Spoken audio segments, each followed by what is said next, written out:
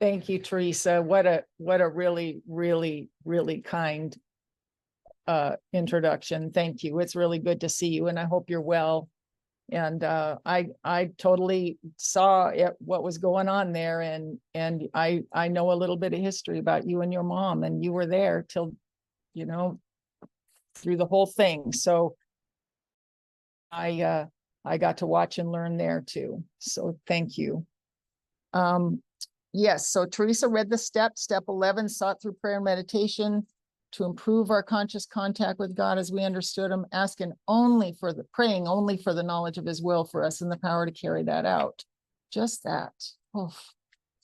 My sobriety date, September 25th, 1987, and I'm going to talk about this step in the context of Alcoholics Anonymous, even though through the continued practice of this step, which I came to, and really I'm going to talk about 10, because I always do a much better 10 when I'm doing 11, better 10, 11 when I'm doing 10, and 10, of course, is the first 9. So we don't leave anything out.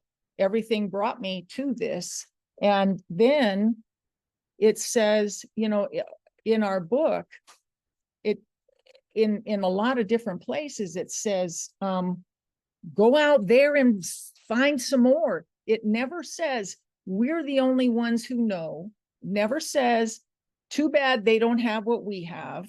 It says, it never says any of that stuff. It says, man, there's a lot of good stuff on spirituality, a lot of great experience, and we suggest you avail yourself of it. Now, having said that, when I got to Alcoholics Anonymous 36 years ago, I had, when I was a small child, I had a relationship with this power greater than myself. We call it God, or I call it the big mystery. I'm more comfortable with the big mystery. It's I don't have to get mad at it or anything. I just go, whoop, well, I guess I don't know. And sometimes it's a bigger whoop than that. But when alcohol came along, it felt like it connected me. It felt like it made that feeling that we would have for a friend all the more rich. And if you will, I also was one of those people who would say, alcohol works for me. In fact, it felt like it worked for me. And so much so that I let it become my spirituality. It was the great counterfeit for it. I could say a prayer and try to figure out all the stuff and, have to have patience for things to come and, pray every day and all of that. Or I could take a drink and everything was better right now. So why wouldn't I drink that? And the more that I drank, of course, the more I closed off that channel to the actual power greater than myself, or the big mystery, or life force, or whatever you want to call it.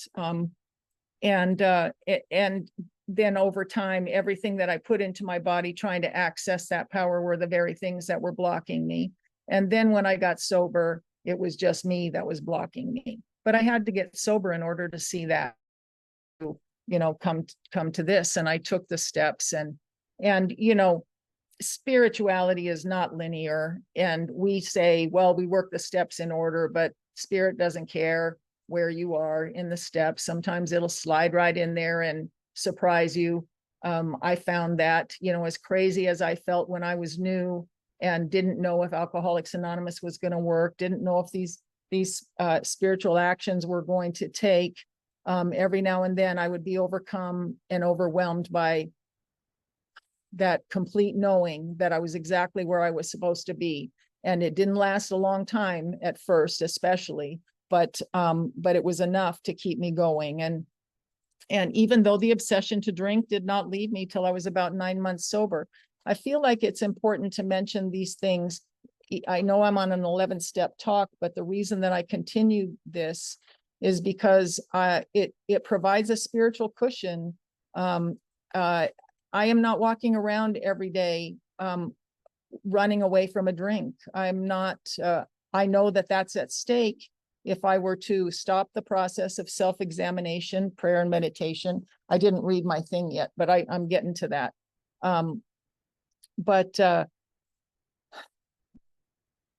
I forgot what I was going to say. So I'm going to go ahead and read my thing.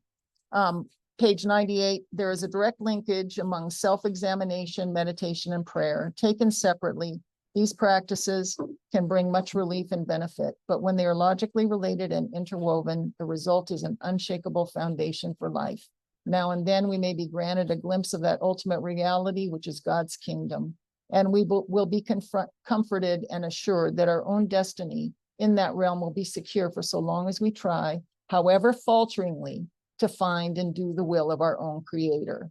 And I love that. And, you know, in step 6 as well, right about the time that he was writing this book, did he also write, Bill also wrote that letter on emotional sobriety, and he blended this in. And I always see so many parallels in that letter, and then especially in his writings in step 6, 7, and 11 in particular, however falteringly, which means I'm going to have to be at this.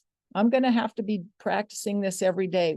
After I've taken those first 9 steps and I get into 10, what I have is a license to practice. I'm like, okay, now I'm going to use the tools, and I'm going to have to tweak this new garment that I've been, you know, given. And sometimes I'm going to have to let it out. And sometimes it's going to have to be taken in, but it's going to be a continual adjustment as I awaken.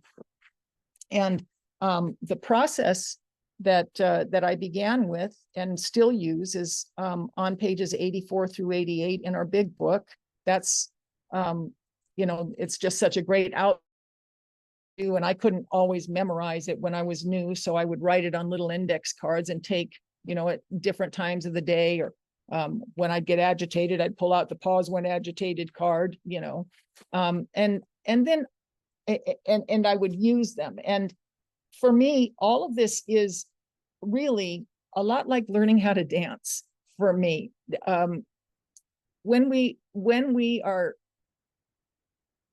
When we're learning to do any kind of dance, what do? We get up there with the teacher, and the teacher teaches us to count. And we're going 1, 2, 3, 4, 5, 6, 7, 8. 1, 2, 3, 4, 5, 6, 7, 8. And then you go, what step are you on? I don't know. I'm on the back step. What do you know? What? And we get very, very technical, and we're so cute. You can see the beginners out there. We're like 1, 2, 3, 4. Oh, I'm going to go write inventory. 1, 2, 3, 4. I'm going to go make an amends now. And do I owe an amends? And we're just all, you know, we're very sincere, and we're all in. And then after a while, before we know it, we find ourselves just doing the dance.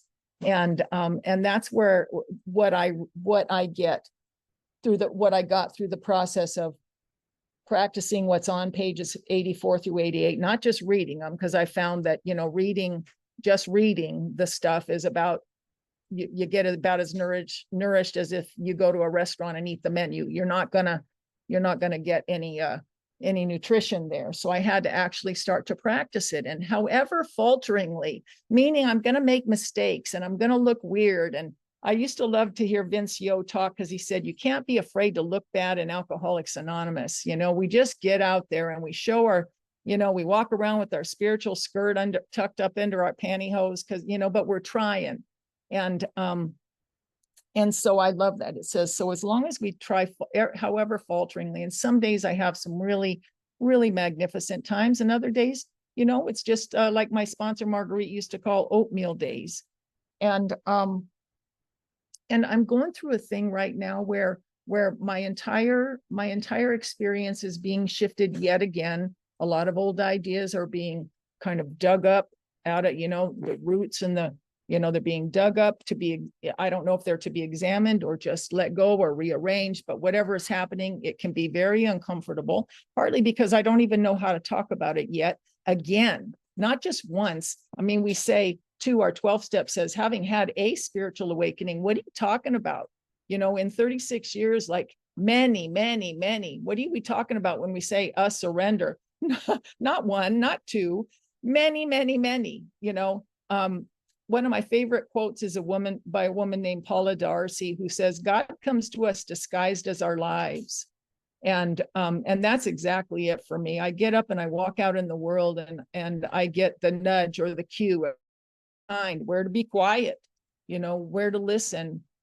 What is that I don't like there, you know, and that practice of restraint and of tongue and pen. And the reason that that I really love this too. I don't like to practice step 11 without step 10, because maybe this has happened to you, but I remember early on when I was infatuated with step 11 and just going out and, not only doing what's in the big book and the 12 and 12, but then, availing myself of all kind, taking deep dives into different spiritual traditions. And it's magnificent, right?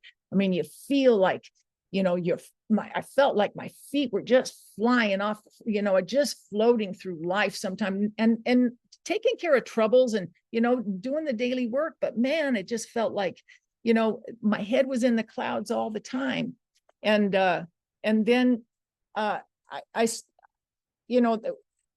got a hold of that prayer that it's in one of the stories in the back of the book, where it says, when somebody is, when you have a resentment, when she had a resentment, she prayed for the person for 2 weeks. And then after a couple of weeks, the resentment was gone. She wished them everything it was she wanted for themselves, for herself. And, that would be great. And, why I started to really bring step 10 back into this is because I started hearing people say out loud what I was thinking. And that's when they'd say, oh, somebody was bugging them. And then they'll go, I'm praying for them.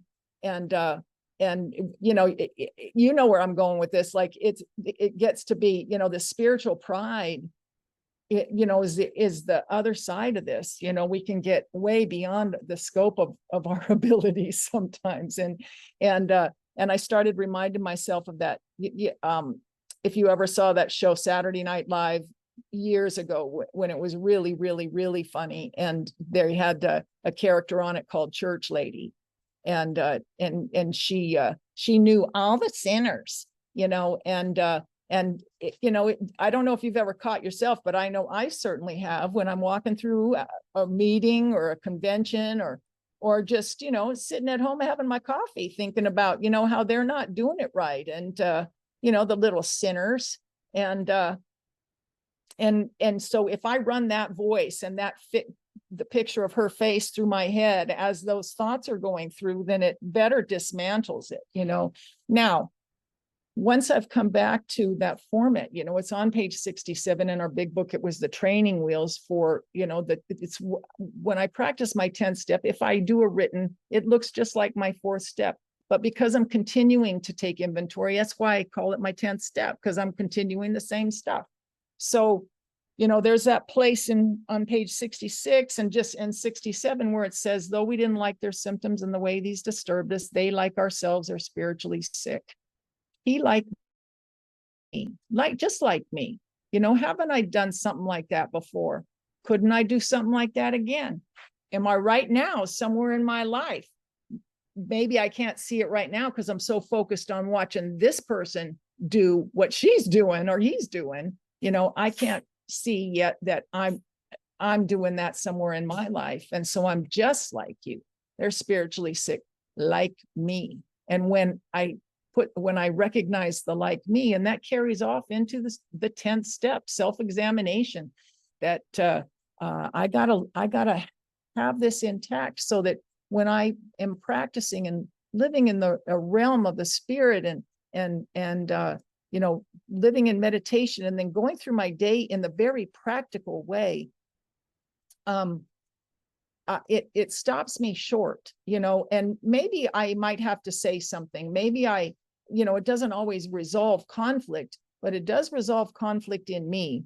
I may have to stand up and disagree with somebody. I may have to, take some kind of action, but it doesn't become that long-term resentment necessarily. It doesn't have to. I learned how to behave in Alcoholics Anonymous, but mine is the head I walk around with. And this is the stuff that dismantles the stuff that goes on in my head. And then in meditation, I began to learn that all of the thoughts that are in my head, I do not have to sit down and entertain. I can sit and watch them and let them entertain me. And often through practice, that's what's happened. However, falteringly, because sometimes I'm tired. Sometimes the thought will come and I'll forget that, nope, don't need that one, and grab onto it. And before I know it, not a part of, they didn't invite me to the damn party. They're often, that slow separation. that isn't alcoholism, by the way. Every human being is the illusion of every human being of that feeling of separation. And the remedy for that is to connect with spirit again. And, you know, and I don't want to, I'm not dissing us. I am so grateful that we have an immediate fellowship that spoke directly to me and the problem that I had. Alcoholics Anonymous for me was the doorway back to all of this. And so thank God and for Alcoholics Anonymous. But I have to keep it in some kind of perspective, because this very practice of meditation and becoming, you know, living in the spiritual realm, we can get very funny. And, you know, we hear things like, oh, well, they don't have a program, so you know, I'm just going to have to, you know, pray for them. And, you know, church lady comes out and, you know, I got to watch. That's for me to be aware of. And a lot of times I can, right before it has to come out of my mouth. My sponsor, Marguerite, used to say, she was rarely sorry for anything she didn't say. You know, most of the time that's true for me too. But, and I guess because in Alcoholics Anonymous right now, there's so many ideas. It's such an exciting and kind of frightening time in Alcoholics Anonymous. I'm sure that I mean, it's kind of another flying blind time here, with us all having to, you know, back then there was a very limited view, there was a very limited exposure even to personal practices, personal spiritual practices and things. Heck, we literally had some of our roots in the Oxford group, which was heavy Christianity, although it was made clear in the beginning. And even Dr. Bob wrote a little blurb in the old Akron manuals that, you know, he likened Alcoholics Anonymous and the steps to Buddhism and Judaism and other the eight. Yeah. So anyway, so they had this knowledge, but it still had a very Christian tone to it, which there's nothing wrong with that. But now more has been added on. Now there has been more exposure to more. I remember seeing a woman, she was sharing one at a women's conference and she had just come from India, and she said, she did an Indian accent very well. I'm not going to try to do it, but she said, I just came from India and I went to a lot of AA meetings over there, and I can guarantee you they're not saying the Lord's Prayer over there. I'm not trying to, you know, make this a political thing one way or the other, but what she was saying, and for me, it's true, is that more is added on. Live and let live. And let's see, you just read about that, something that can block us from a spiritual awakening is contempt prior to investigation. So if I hear a prayer that I'm not familiar with, can I sit and say, oh, wow, listen to what that says, you know, and then how much human beings, and including alcoholics, love certainty, right? So as soon as we find another one, the same thing happened kind of with the set aside prayer, right? Beautiful prayer. I mean, great meditation. You know, let me put aside everything I think I know. Let me open my mind. It's a great opening. You know, it's a great exercise for that. Happens. We clamp down on it and make it the prayer. What, you don't know the set aside prayer? You know?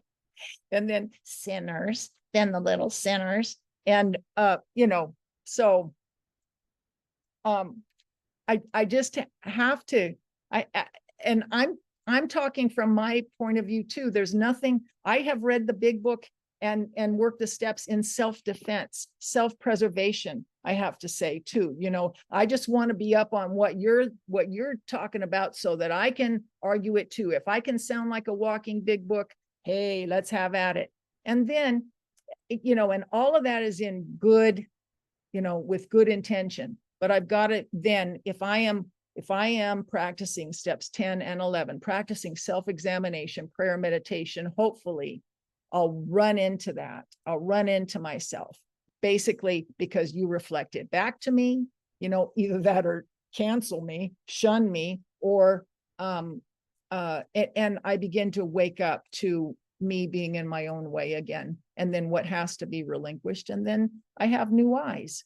But all of that's a process. And so it's why, these days, if I know how hard it is for me to just grow up and open up and not be so rigid and dogmatic, in some ways. And I'm not, and I'll tell you, I'll be the first one to tell you, I don't think of myself as being rigid and dogmatic until I am. And then, damn it, I've got to watch for it. And then that, of course, that spiritual pride, how many,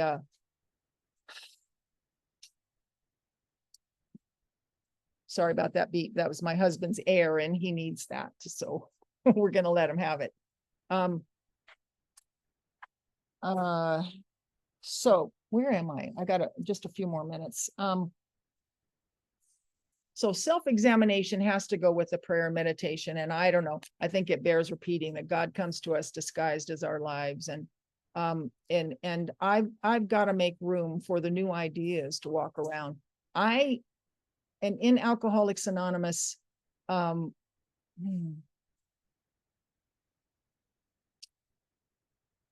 it's why, when we're back to the first step, it's why I think it's so important that I understand what alcoholism is. That alcoholism for me is the best description that I still believe exists is on page 44. It's just a paragraph. It's very quick. It's and easy. If when you honestly want to find you can't quit entirely, or if when drinking have little control over the amount you take, you're probably alcoholic. If that be the case, you may be suffering from a spiritual illness that from an illness that experience will conquer. So there's a problem and the solution all at once. And I don't like to get the two mixed up, because a spiritual experience, a spiritual awakening is many times going to include some bad thoughts, bad behavior, big fear, and all of those feelings that I used to just, instead of saying a prayer or meditating or helping another person, I just take a drink. So now I'm doing this. Now I'm doing this instead. And through the practice of that, eventually the obsession to drink was expelled, because I did this instead, not because I stood and said, no, don't drink. But I need to remember this, because there's never going to be a time that I'm so spiritually fit that I can take a drink of alcohol in any form at all, not brandy form or rum form or Listerine form or cough medicine form. There's never going to be a time where I'm so spiritual that will be on the books for me. And so this is why when I go to church, if you might find me at a Sunday sermon or a Saturday synagogue or a Buddhist temple, you might find me anywhere, sitting in the middle of whatever tradition that is. But I cannot go. I learned here in Alcoholics Anonymous that I am not one of those people who can go to the Sunday picnic and have a glass of wine with the rest of them. This is where I learned that. This is the singleness of purpose held intact for this.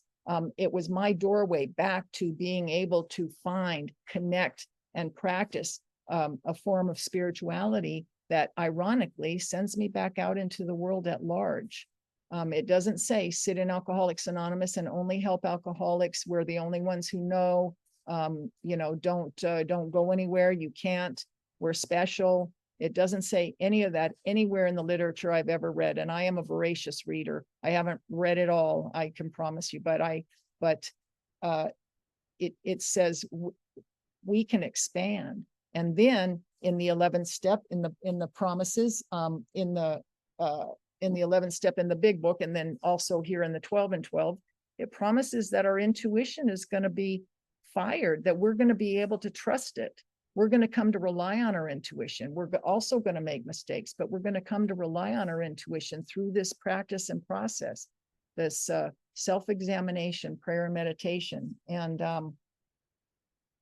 and that my thinking will get better when it's removed of wrong motives. And that means I'm going to practice the process, surrender the old thoughts that come that do stick to me, surrender control over the things over which I have no control, and make amends where I mess up, and let somebody tell me if I didn't know or hadn't realized it, then I get to listen without interrupting, and find out where I might have messed up, and then take corrective action. And that's on a daily basis. That's and it might sound like, oh my God, are we just so self-obsessed?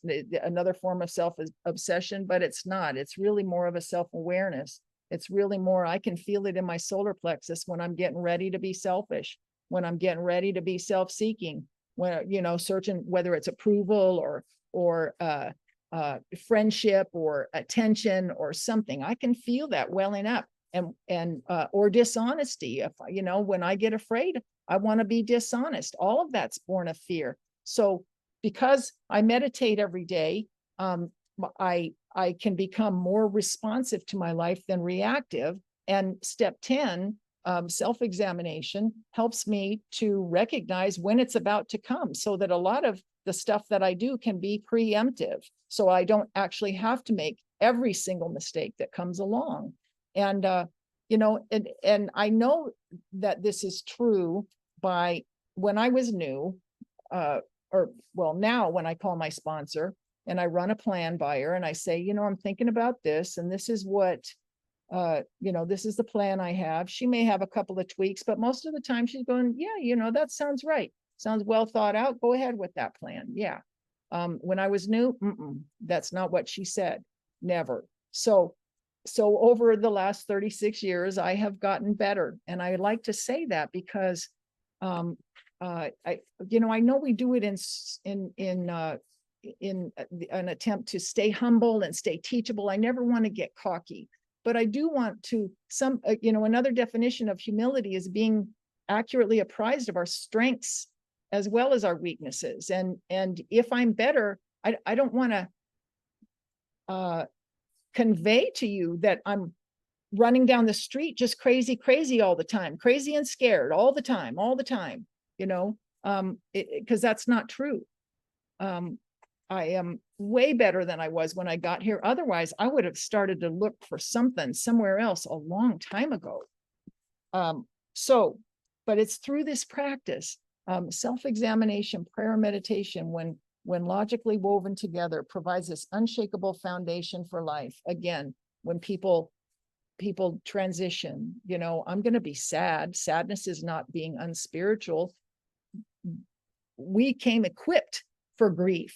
We came with that inside us. We have the facility for grief. That's what tears are.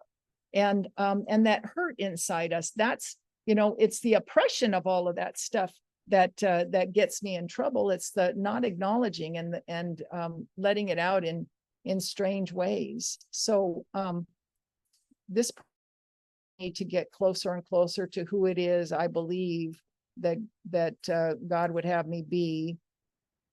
It's still a big mystery to me. Sometimes I think I need to live to be 140 before I fully bloom. But in the meantime, this is what I do. I still love the outlines in the big book and the 12 and 12. And I'm so glad too that I haven't heard this in a while, but I'm going to say it anyway, that I'm probably preaching to the choir because this is a 12 and 12 meeting. But I just don't understand that how they separate they make the big book the one we worship and the 12 and 12 not so much, when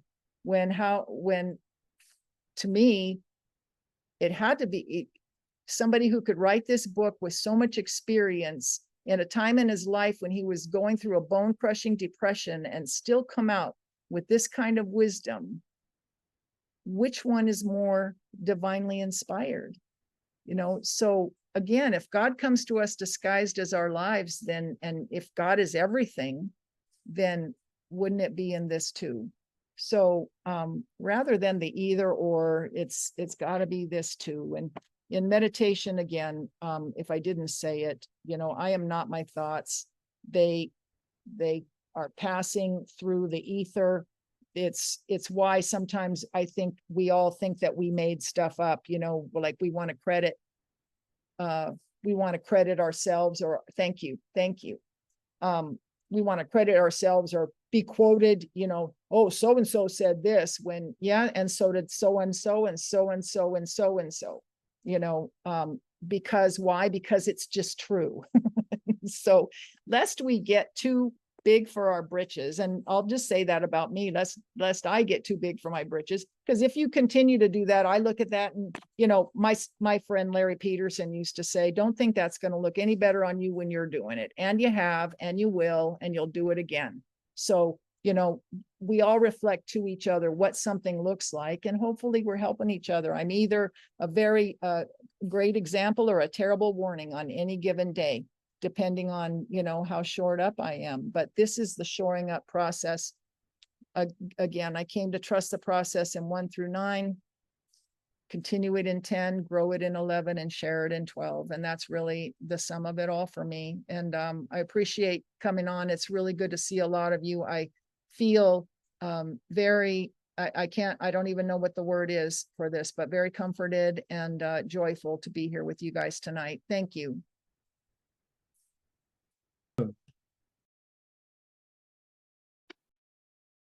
You're muted, Lana. Okay, Lana Alcoholic, Carla, it is so wonderful to see you. And I hope Doug is doing well. And you know what came to me today?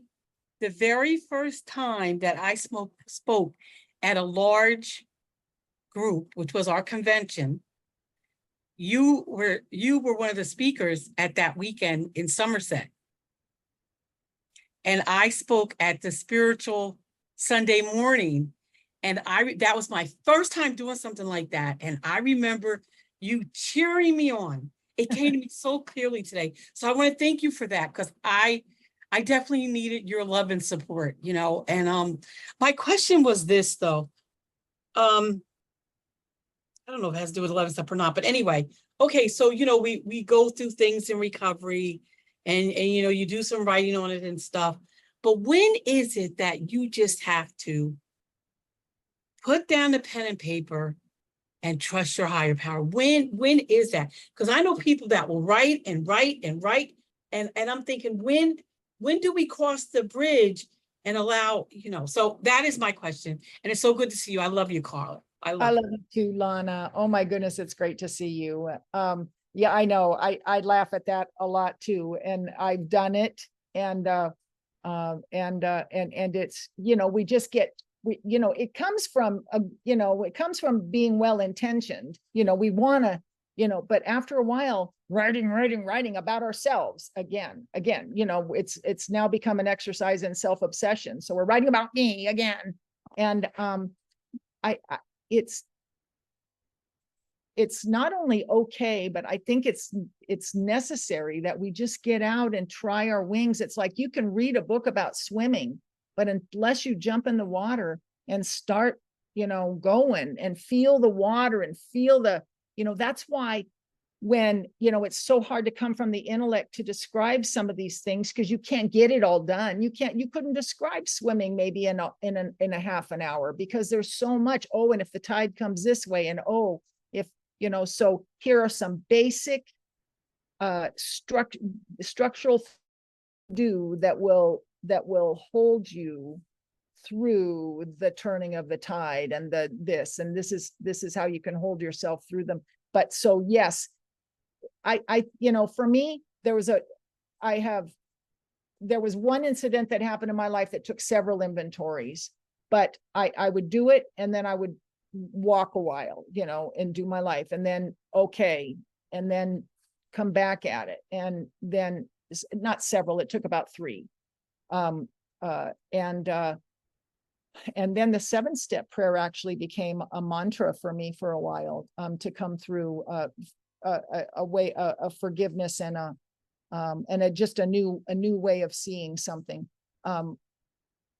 So I think we'll know it. I think that when we're choking on it, or hopefully somebody close to us will tell us, okay, why don't you put it down? You know, put the pen down and go out and live your life. And, Bill says it in essence in the book, when all else fails, and hopefully you've already done all else. We've already looked at that. We've changed, become willing to change our minds, surrendered, done the inventory, take corrective action that we know of. Now put it away and go help somebody. That's beautiful. Thank you so much, Carla. Hey, Sydney, come on in. Welcome. Thank you. Hey, I'm Sydney and I'm an alcoholic from Portland, Oregon. Hi, Sydney. Carla. Hi. Carla, it's amazing. This is amazing. I literally just got off the phone with my sponsor right before this meeting. And it was so exactly what you're talking about. I loved that you talked about grief and how we are equipped to deal with that and depression, because there are real things that crop up in sobriety. And multiple spiritual experiences. My first year in sobriety, I worked the steps really quickly, and then stayed for about a year, and then I just kind of went my own way and delved into my spirituality to try and figure out what it meant to me. And slowly but surely, due to circumstances in my life, as God shows up as my life, I needed to come back. And so your talk meant the world to me. Thank you so much for sharing. Thank you, Sydney. I'm glad you're here. Thank you. Great to have you with us, Sydney. Hey, Nash, come on in, brother. Everybody, thank you. My name is Nash. Carla, thank you for tonight. I'm curious to know how the spirit. You get a gut feeling in your solar plex, and are there other ways that the spirit comes to you? Visuals, or like if it comes to you through a voice, or just curious to hear if it comes in different shapes, forms. Well, yeah, thanks. That's a good question. And my belief, the idea that I operate on is that God is here. I am a part of this big mystery. And sometimes it is that fear comes up. It's the signal that comes up through my solar plexus. That's fear. And then I have to ask myself, what am I afraid of? Sometimes love comes in an overwhelming. It feels like clear water, but bigger. But my belief, like I said, is that if God is everything and I am a part of this, then God doesn't show up. I wake up, and that's the goal. That what's in the way of seeing what's already here. And usually it's me, something in me, and I'm the queen of petty, and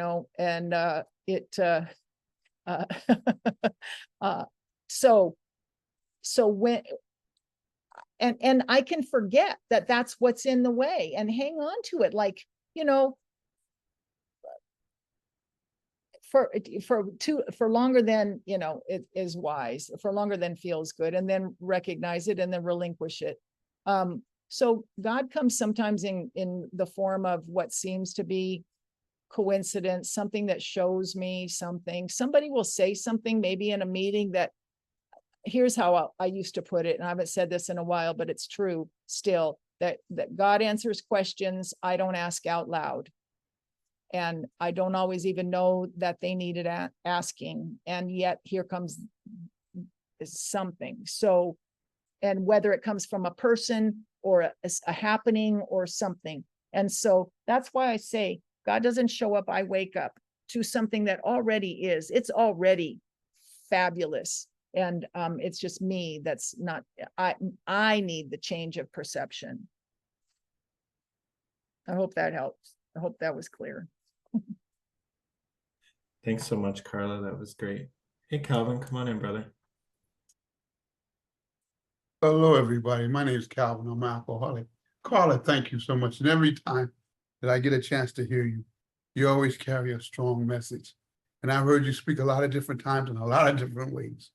So, you really always touch me. But when you talked tonight about church girl, and you talked about righteous pride, spiritual pride, and that's what gets you when you get a little bit of time in your program, you think you know what you're doing. And you start to nose down. And what I combat that with sometimes is, and I combat that with, I identify with everybody I can. I don't compare, right? I try to identify.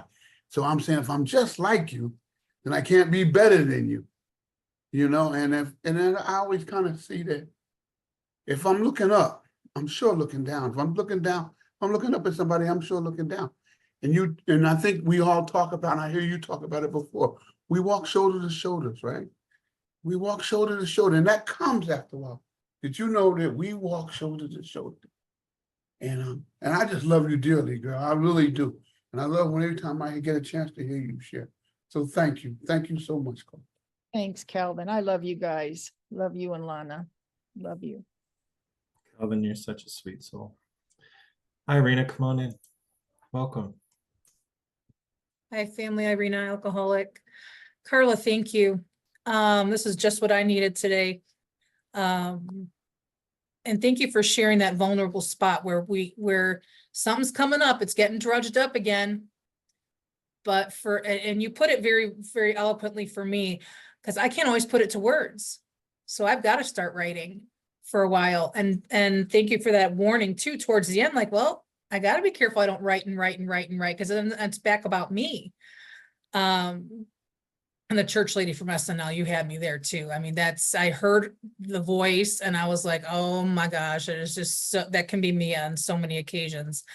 But thank you for a lot of great reminders. And there was one, what I'm curious about, because you said AA is like the doorway to the rest of the spiritual world for us. Now that we've put the drink down and we're living a different life, who are some of your greatest influencers for yourself? Because I can go down a rabbit hole anytime because there's so much out there.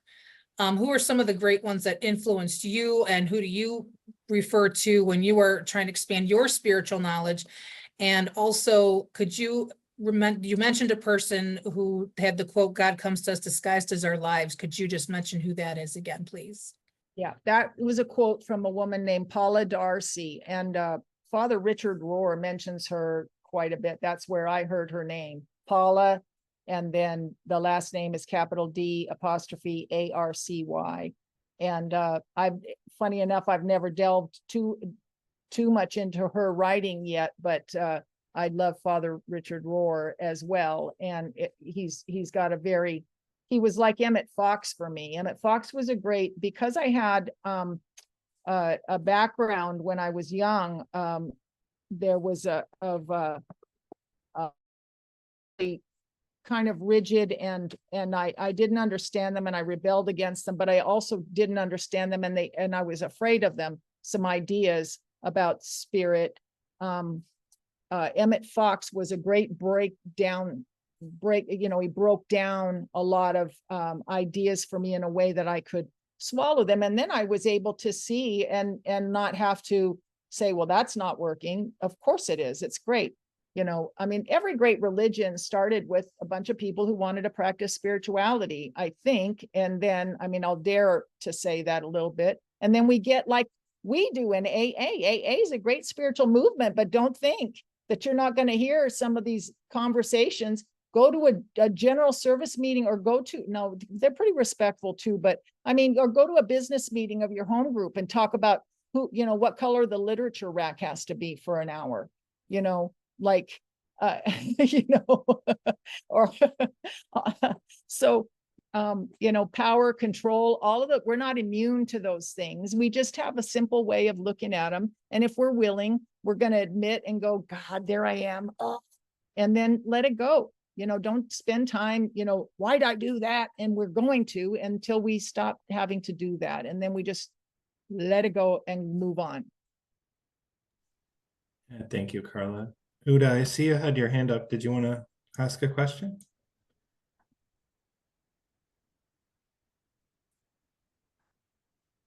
My name is Uda, and I'm an alcoholic. No, And I want to thank you so much for your presentation today. Just simply taught me from the heart. And I need to, I need to come to grips with the feeling that I grew up in many different European countries. And every time I feel this rumbling in my stomach that I did something wrong, I said something wrong, or whatever it may be, I end up saying, well, that's culturally different.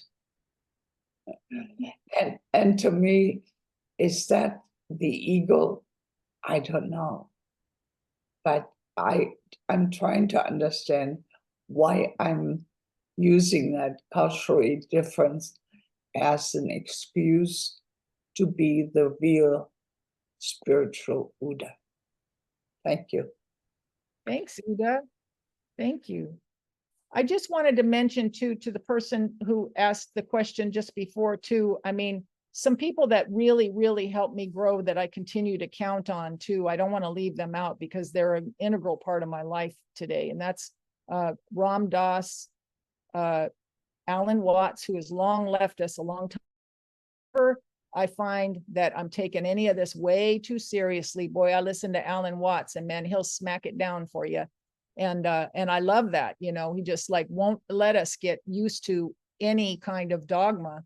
And you know, so Chogyam Trungpa Rinpoche, who is a dynamic Buddhist teacher, however, he died of drug addiction and alcoholism. So, you know, you can have lots of spiritual wisdom. If you're an alcoholic and you drink, then it's not, you know, you're going to go that way. So you're going to, you know, do what we know happens. So anyway, it doesn't mean that and then his student Pema Chodron, who I'm sure a lot of you know these people, but you know, and then, but here's the thing, when one of them mentions a teacher that impacted them, I look up that teacher as well. And then I've taken some deep dives in a few of the traditions.